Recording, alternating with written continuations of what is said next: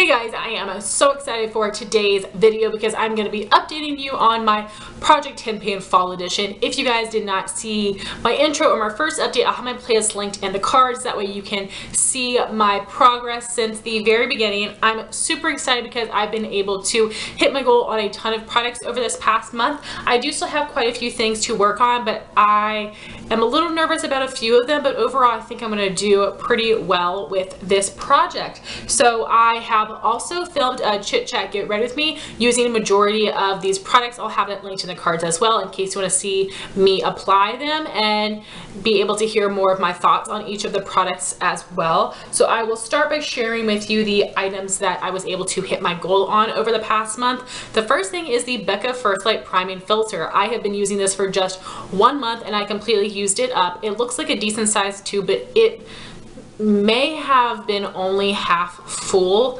There are 6 milliliters in this container. People really love this primer, and for me it just did nothing for me.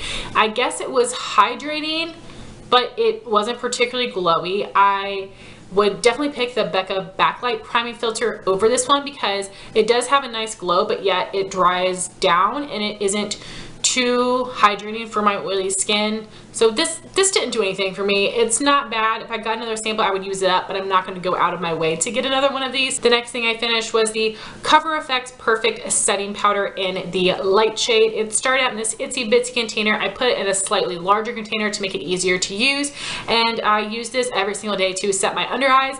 And the fact that this jar lasted me over a month is incredible, but again, I was just using this under my eyes and I didn't go too crazy with it. I do think that this is a nice finely milled powder.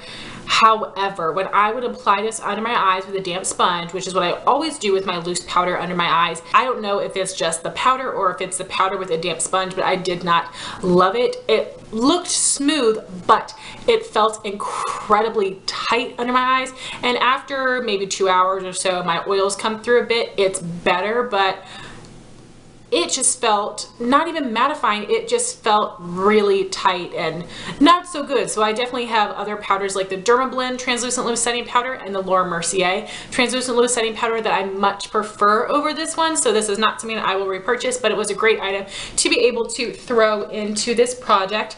The next thing I finished up was the Benefit Kabrow Pomade in the shade number 1. So I just have this little sample that I was working on here, and I told you guys that I can burrow all the way to the bottom and try to scrape around the edges, but I wouldn't be able to get all the products out. Well, I actually took a Q-tip, scooped it out, put it on the back of my hand, and worked from there, and I was able to get out almost every little bit. The part right here around the top, I just cannot get to. I do like this brow pomade. Out of all the pomades I've tried, this one is my favorite because it is super pigmented, but it isn't too waxy or too dry. It is a very creamy consistency that's really easy to draw onto the skin, work through the brows. My brows look intense, but they don't look chunky or heavy with product.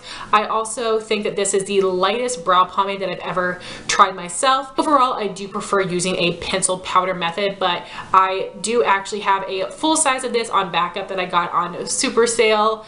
It is not going to be my go-to product, but out of all the pomades I've tried, this is definitely the best one. I was also able to completely use up the shade Foxy from the Urban Decay Naked 2 palette. This is just a matte cream that has a really strong yellow undertone. I was using this to set the primer in my crease. If you guys look at my last update, you will see I did have a really good amount of pan, but what I did actually was, since I had used up the ColourPop shadow, so I wouldn't have to mess with this whole palette, I took all of the eyeshadow out of this pan that I had left and I repressed it into that smaller ColourPop pan just so I could have a single form, and I used it up that way. So it did get a little bit more powdery with repressing, but I'm really happy I did that because I didn't have to try to lug around this palette or open a palette just to set my brow bone. So I was really happy I decided to do that, and it's a really great eyeshadow. It has a very nice formula. It is really pigmented. It blends out nicely. It's very smooth, but I wouldn't buy that shade as a single because it's not necessary to own a $20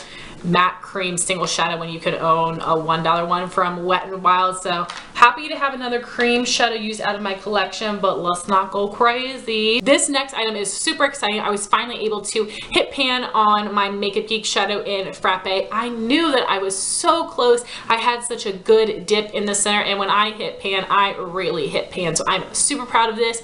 With my eye look, as you guys will see in the chit chat Get Ready With Me, I am using this as my crease color, and I think it looks absolutely beautiful. I'm still continuing to use that eye look, use all those shades together, and just expand the pan on everything else until I use up my ColourPop Super Shock Shadow, or if I can hit my goal on everything, I'll probably just continue using these through the end of the project. But I'm super happy I was able to hit pan on this because it is really hard and takes a lot of dedication for me personally to hit pan on a Makeup Geek shadow. So I do feel very successful with that, and I absolutely love this color. My last product I finished just within the last couple days, and this update is going up quite a bit later than usual, which I am really sorry about, but oh my gosh, work has been really insane this week, and I haven't been getting off on time, or I've just been really exhausted from the day, so I do apologize. But anyway, I was really excited to have finished this. This is the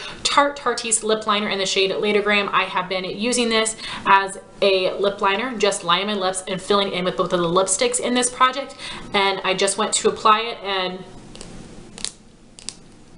no more. You can hear that click sound. It was completely gone, just a little nub that was left, so I used it that day. It is totally gone. I'm really happy to have this lip liner used up. This Latergram shade is more of like a terracotta nude. It was a pretty color, but I don't like this formula.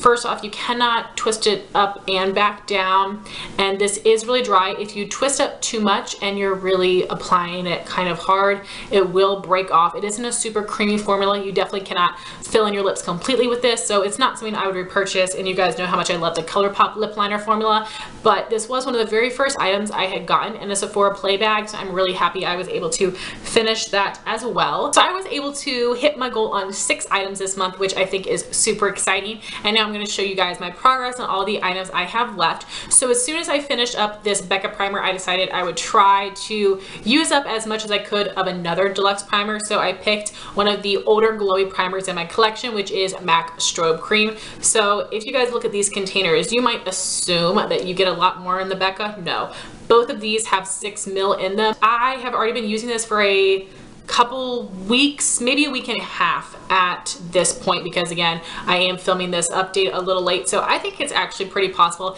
that I could finish this one by the finale as well. If I really went through 3 mini face primers in 3 months, that's insane for me and the amount of product I usually use. I'm really excited about my next item. This is theBalm's Bahama Mama Bronzer. I had a little eyeshadow sampler my friend had gifted me that she had gotten either from Birchbox or Ipsy. I repressed it into this pan here. Last month I had absolutely no pan showing, and now I have a significant amount of pan showing, and the rest of the product here is very thin. So I'm really excited. Last month I was nervous about reaching my goal, but I do think I'll be able to finish this completely. So here we have my ColourPop Super Shock Shadow in Sequin. At my last update, you could just see this center pan right here, which as you can see, it's raised, so that is the easiest area to hit pan on in these shadows. But now I just have product right here along the edge, so really 1 or 2 more applications and this will be done, which is amazing. This is my favorite shades. I will repurchase it, but it is one of the oldest ColourPop Super Shocks in my collection, so it'll be great to have another one of these used up. So I wanted to show you guys some progress on Anastasia Burnt Orange. I hit pan on this one last month, but as you can see, I have been able to greatly expand the pan this month. I really think that for that first month, I'd really been wearing it down, and then when I hit pan, I really hit pan. And here we have Isabel from Anastasia Master Palette by Mario. I have been using this in my outer corner whenever I do this look. I've been using it with other looks, and I don't really have much of a dip in it at all, which is okay. This is the one item I wasn't quite sure if I had an attainable goal, but progress is progress, and I can't use it more than I am right now, and I'm still really happy with what I've been able to accomplish. I decided I am going to add in replacements for my eyeshadows I'm using to set my primer. I don't think I'll hit pan on them by the finale, but you never know. So to set the primer under my brow, I am going to be using Extra Creamy from the Too Faced Peanut Butter and Jelly palette. And then from the Too Faced Sweet Peach palette, I'm going to be using the shade Peaches and Cream to set my crease. I have been using these two shades for maybe a week. You can already see a dip in that shadow. This one is pretty soft, so who knows, maybe it actually would be possible by the end of the month that I could hit pan on this one. This is a little darker than matte creams. It looks matte cream in the pan, but on my eyes it has a little bit more of a deeper peachy tone to it than a matte cream, but it does still work well to set my primer. So if I can hit pan on that, amazing. If not, I'm happy to get some progress on some other matte creams in my collection. So lastly, for my lipsticks, I have made so much progress on these, which I'm really excited about, and it's easy because they're nudes and they're just cream formula lipsticks. So the first one is the NARS Audacious lipstick in the shade Raquel. So these lines here show the intro, first update and second update. I was able to use up more in this past month than I had in the previous months. So this is all I have left, which is basically nothing, which is so exciting. So at my last update, I was right before the A. Right now, I'm right before the S in the word NARS. So I've completely used up the A and the R, which is really awesome. I really think if I wear this every day and make sure to reapply it at least once a day,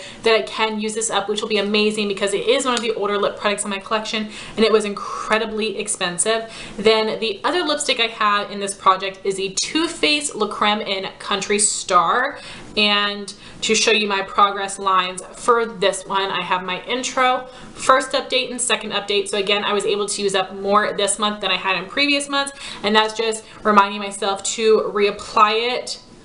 Look how little is left. So this is an angled bullet, so I'm only, like, what you can see right now is all of the usable product. I'm not going to dig down into this, so I'll definitely have this one finished by the finale. And this is something I was going to declutter. It was in my declutter bag, but I'm really happy I pulled it out, decided to pan it because I'm getting my money's worth. And these on their own are just okay, but I love these colors and formulas together.